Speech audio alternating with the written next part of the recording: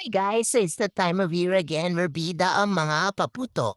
So tara samahan niyo kami pumunta sa fireworks capital of the Philippines which is in Bocaue, Bulacan. So we went there the first time nung mga November, first week of November, dito sa SRC Fireworks. And dito lang yan sa bungad ng Bocaue. Papunta namin doon, it was around mga 10 a.m. Wala pa masyadong tao bumibili noon kasi again, this was around the first week of November, November 2, if I'm not mistaken. And yun, pagdating namin doon, nakita ko tong cutie pie na to na si Coco, ang residential dog nila. And trinay ko siya bulahin kasi akala ko kaya niya ako bigyan ng discount. And yung pala hindi kasi isa din siyang tambay, inamulan niya yung hininga ko and that was that. But yun, we were able to go inside the store itself para tignan maigi yung mga fireworks na gusto namin bilhin. Kusapin yung may-ari at pinakita din niya yung mga bago niyang mga releases, may pa-video pa sila para makita namin kung gusto namin yung particular item na yun. So these are some of the stuff that we bought. We bought like a lot of those things na hinawak ni ate, mga aerial na fireworks. And mamaya at papakita ko sa inyo yung mga description nila.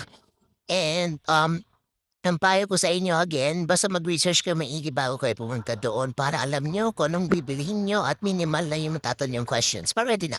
So, we bought on the fireworks and ito yung mga bill.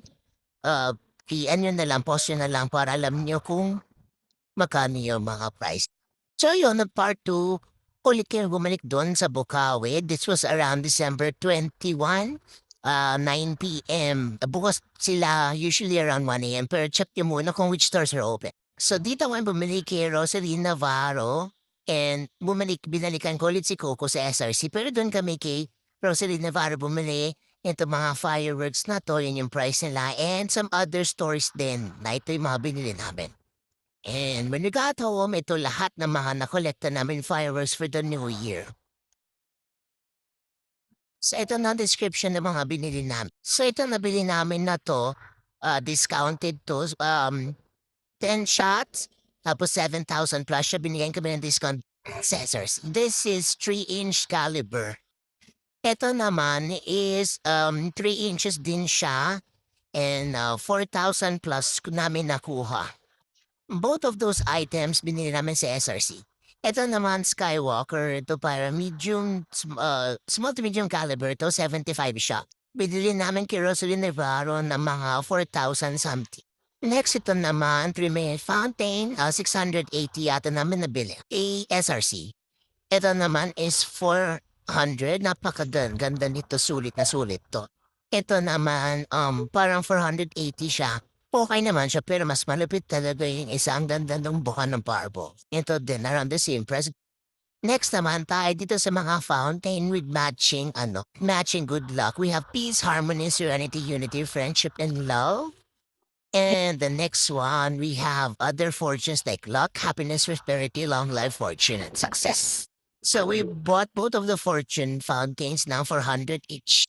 Ito naman Lucy's na to, 5 colors, parang 35 pesos isang pack. Ito naman regular sparklers lang, parang 40 pesos isang pack.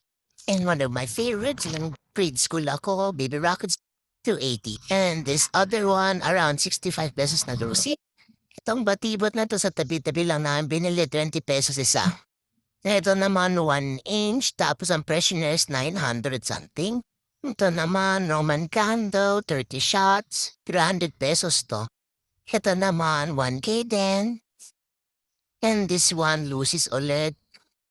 Ito for freebie na SRC, napakaganda, sulit din. Again, ito ho ang stash namin, ready na for New Year for the paputukan. Thank you for staying in again. Punta na kayo kasi the price has increased simula noong December 25 and onwards. Happy putukan. Bye!